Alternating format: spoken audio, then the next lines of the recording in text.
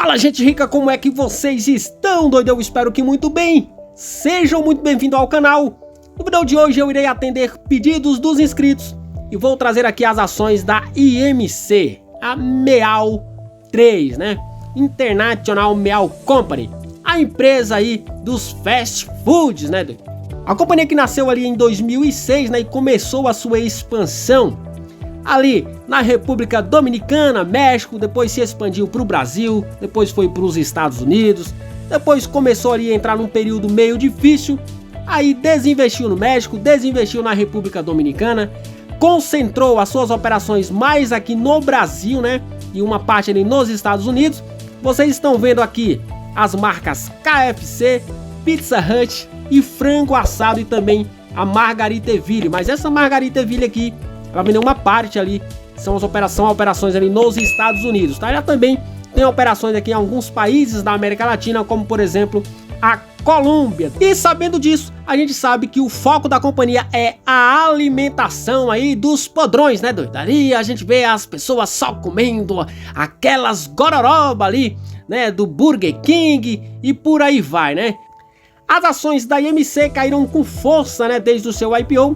Foi uma das empresas que entrou ali naquela última onda de IPO que tivemos, né, e as empresas entraram aí com foco de expansão de maneira inorgânica, fizeram diversas aquisições, adquiriram dívida, aí depois a taxa de juros subiu e é o que está comprometendo a performance operacional, financeira e também a performance das ações de todas essas empresas.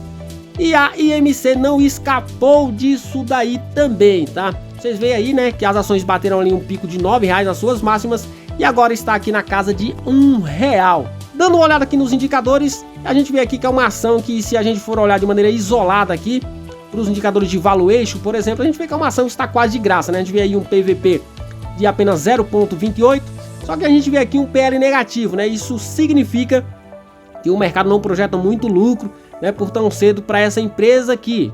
Olha o VPA, por exemplo, a ação deveria, né, teoricamente estar valendo aí pelo menos R$3,60, mas aí a gente vê um motivo, né, olhando aí o lucro por ação, né, que é o LPA, a gente vê que a ação não entrega lucro, né, o LPA é negativo.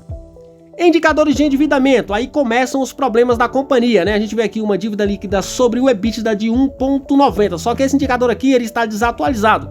Veremos um pouco mais adiante que a alavancagem da companhia é um pouco maior que isso daqui, quase o dobro disso daqui, tá? E olhando outros indicadores, como por exemplo indicadores de eficiência, a gente vê uma margem líquida negativa, o que também mostra que a empresa não consegue rentabilizar, né, a sua receita, pelo menos por enquanto, né? A gente vê também um ROI negativo, que também mostra isso daí, né? A empresa não está conseguindo aí rentabilizar o seu negócio ainda. Não temos ainda os números do quarto trimestre de 2024, a empresa irá divulgar apenas no próximo dia 26/3, tá? Os seus números aí do quarto trimestre, mas temos aqui, né, os números do terceiro trimestre e vemos aqui os destaques, né? Como eu citei, por exemplo, aqui a alavancagem da companhia, eles dizem aqui que está sob controle, né? 2,3 vezes, né? E crescimento de 7% do EBITDA ajustado da companhia. Aqui começamos a ver alguns números da companhia, né? A gente vê aqui uma receita bruta total do sistema da companhia, né, que ficou praticamente no 0 a 0, porém ela cresceu levemente aqui a sua receita líquida, né? Isso aqui na comparação anual, tá? O EBITDA, como já falamos aí, cresceu 7%, ficando aí em 86,6 milhões de reais e a margem EBITDA ficando aí em 14,4, né? A margem EBITDA aí crescendo aí um pouco também na comparação anual. E o fluxo de caixa livre da companhia também cresceu 35%, ficando aí na casa de 62,9 milhões de reais. E aqui a gente vê, né, a dívida líquida sobre o EBITDA 2,3 vezes, como eu citei lá no início, né, não são apenas aqueles 1,9% de alavancagem, né? A gente vê aqui, ó, que na comparação anual essa alavancagem ela cresceu, pulando aí de 1,8 vezes para 2,3 vezes. Não temos aqui o número do segundo trimestre, né? Ela não mostrou aqui, apenas na comparação anual ela mostrou, mas na comparação dos trimestres essa alavancagem deu uma leve reduzida. Aqui a gente vê os destaques das vendas, né? A gente vê aqui que o maior volume é aqui no Brasil, é onde a empresa concentra a maior parte dos seus negócios, né? E em todas as redes aqui, né, o volume de vendas ele cresceu, né? levemente, mas cresceu. A gente vê que a empresa cresceu o número de lojas, né, pulando aí de 523 no período anterior para 571, e observamos aí que também cresceu o número de lojas na comparação trimestral. E a gente vê aqui que a empresa vem concentrando aqui, né, os maiores investimentos nas redes KFC e Pizza Hut. Você pode observar isso daqui nesse gráfico, tá? O cinza mais escuro é a rede KFC, o cinza mais claro aí Pizza Hut. A gente vê que o frango assado não cresceu tanto assim. As operações nos Estados Unidos também não cresceu tanto assim em termos de número de lojas, né, de aumento de número de lojas. Isso aqui falando de todas as lojas, né, incluindo aqui lojas próprias e também as franquias. Aqui a gente vê o crescimento no número de lojas próprias, né? E a gente observa também aqui que a maior concentração de investimentos estão aí em KFC e Pizza Hut.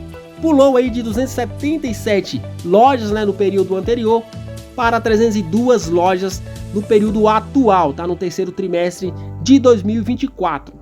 Nas operações no Brasil, a companhia gerou uma receita de 161 milhões de reais, crescendo aí quase 2%, tá?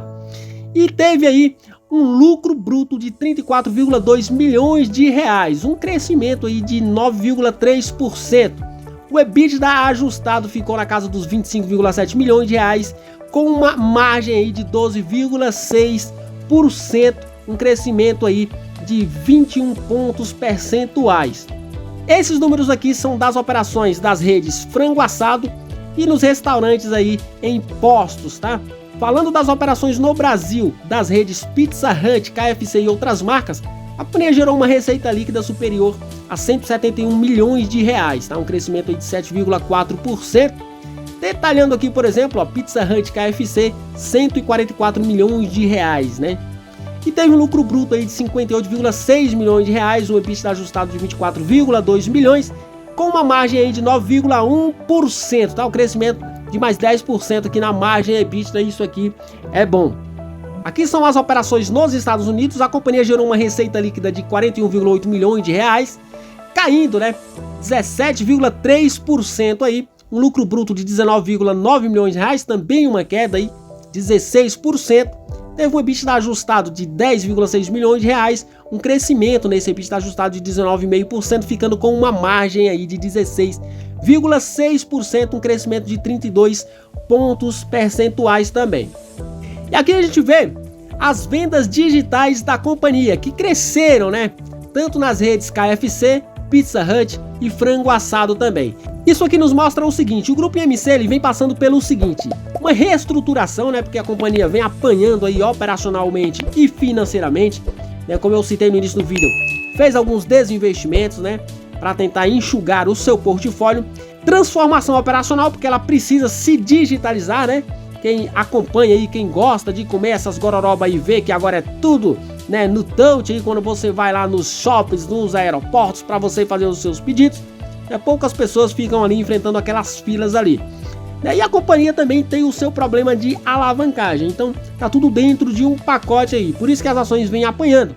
É porque a companhia tem uma dívida alta, né? Vocês verão aí qual que é o perfil da dívida da companhia. É muito ali, a grande parte ali é atrelado ao CDI. Então, quando a taxa de juro ela sobe, o carrego da dívida ele fica muito salgado.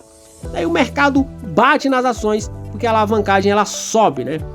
Então, esse é o problema da IMC, tá? Reestruturação seguido de transformação e também alavancagem, tá? A empresa agora está se digitalizando, tanto que boa parte da sua receita já vem aí dos canais digitais. E aqui a gente vê a representatividade da receita da companhia, né? A gente nota aqui que a rede frango assado, né, no terceiro trimestre de 2024, compôs aí a maior parte da receita, seguido aí da rede KFC, depois seguido aí, né, das operações nos Estados Unidos. Teve também aí outros ficando aí com 10,6%, né? Pizza Hut ficando aí com 7,6%. Isso aqui não foi muito diferente também no período anterior, vocês podem notar no gráfico aí. Aqui a gente vê que a companhia reportou mais um prejuízo, né, revertendo a lucratividade do período anterior, que havia sido aí de 16,4 milhões no terceiro tri de 23, ela reverteu para um prejuízo de 12 milhões e 800 mil reais agora no terceiro período, no terceiro trimestre de 24, né? A gente já falou do EBITDA e também do EBITDA ajustado, que ambos aí cresceram 7%. Esse foi um dado positivo dos números do terceiro tri de 24 da companhia. E aqui a gente vê o que impacta a companhia, né? Apesar de notarmos aí uma queda, mas a empresa ainda tem, né, uma alta despesa, né? As despesas gerais e administrativas, como vemos aqui, o SG&A apenas no Brasil, a companhia teve uma queda de 6,5%, mas ainda está aí num patamar de 36,4 milhões de reais. E na comparação aí dos 9 meses, né, dos dois períodos, a receita aí pulou de 103 mil para 95 mil e meio, uma queda de 7,3%. Agora a gente vê aqui o CAPEX da companhia. A gente vê aqui que durante o trimestre a companhia realizou investimento de 36,2 milhões de reais, sendo 21 milhões e meio destinados à expansão e 14,7 destinados aí a manutenções, né, reformas e outros. O ritmo de investimentos estará diretamente ligado à performance operacional e financeira da companhia, garantindo a disciplina financeira na construção do futuro da IMC. E a gente vê aqui um total de CAPEX como citado, né? 36,2 milhões, um crescimento de 16,1%. Isso aqui é algo necessário para a companhia, mas acaba aí batendo nos resultados, né? Nos números aí, principalmente aí na linha da lucratividade. Mas a gente espera que aconteça uma redução aí nos próximos trimestres, tá, do CAPEX da companhia, porque ela já está praticamente atingindo aí o seu objetivo de expansão. A gente vê aqui a geração de caixa, né? A gente vê aqui um fluxo de caixa operacional pro forma de 99,2 milhões de reais. Isso aqui é bom, mas por que pro forma? Pro forma é algo que ainda não está ali no detalhe, tá? Não é um número consolidado, né? Então a companhia não tem esse número apurado ainda, então ela divulga como pro forma. A gente vê um fluxo de caixa livre também pro forma de 62,9 milhões de reais. Agora o problema pontual da companhia, né? A dívida e a alavancagem. No terceiro trimestre, a dívida bruta total da companhia manteve-se relativamente estável em 526,9 milhões de reais, sendo que desta 86% classifica no longo prazo. Isso aqui é bom, tá? Mas a gente vai ver que esse longo prazo não é tão longo prazo assim, tá? A dívida líquida cresceu 2% versus o trimestre anterior para 351,2 milhões de reais e a companhia encerrou o trimestre com uma posição de caixa de 175,7 milhões de reais. E a alavancagem financeira da companhia permaneceu em 2,3 vezes, como já citamos aí no início do vídeo, tá? Consistente com o planejamento da companhia e abaixo dos limites estabelecidos pelos covenantes, né? A companhia coloca como meta de alavancagem 3 vezes o seu EBITDA. E ela vendo aqui 2,3 vezes, ela então considera como saudável. Agora a gente vê aqui o perfil da dívida da companhia, né? Como eu falei também no início do vídeo, a maioria aqui é debêntures, né? E a gente vê que é tudo atrelado ao CDI. Como eu falei, a alta taxa de juros prejudica bastante porque o CDI acompanha a Selic. Então, o juro alto prejudica muito mesmo a alavancagem da companhia e por isso o mercado bate mesmo nas ações. A performance acaba sendo para baixo. E aqui a gente vê o cronograma de amortização dessa dívida. Como eu falei, o longo prazo que a companhia cita não é tão longo prazo assim, tá? E aqui a gente vê 2024 já passou, né? 2025 tranquilo, ok, 65 milhões, a companhia, né, tira isso aqui de letra.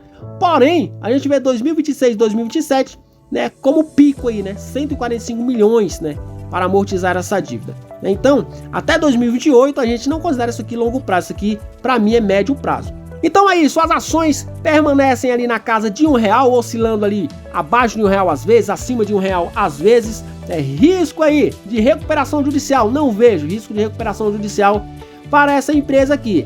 Risco de grupamento das ações, esse sim existe, tá? Basta, como todos nós já sabemos, as ações ficarem performando por um período ali de 30 pregões consecutivos que a empresa já precisa aí, já é intimada pela B3 a reenquadrar isso daí. Porém, é algo que a gente vê o seguinte, não é de imediato, tem um período muito longo, né? Só que a gente olha para o nosso cenário e a gente não vê boas perspectivas de melhora, né? Pelo menos aí no curto, médio prazo. Isso que é o problema. Nós estamos em 2025, 2026 é ano eleitoral, aí começa toda aquela confusão, doido. Promessa daqui, promessa dali. Então a gente precisa trabalhar com a realidade. O que eu vejo é o seguinte, uma atividade muito forte, não só dessa empresa, mas de todas essas empresas do ramo, né? Como por exemplo a Zamp também. Você vai no shopping, você vai no aeroporto, você vai doido, esses caras vendem com força, velho. É todo mundo comprando, comendo essas gororoba, faz fila pra comprar esses trem aqui. Então, o fluxo de atividades aqui é fortíssimo, voltou com força e tende a continuar, né, nessa pegada aí. Então eu acredito que a empresa voltar a gerar resultado positivo e as ações consequentemente performar também no campo positivo é uma questão de melhora de cenário, tá? Eu acredito em mais cenário do que a própria situação da empresa em si, que eu vejo que a empresa já, mesmo que devagarinho, já está entrando, voltando para os trilhos aí. Beleza? O vídeo de hoje foi esse, espero que vocês tenham gostado, forte abraço, até o próximo, fui!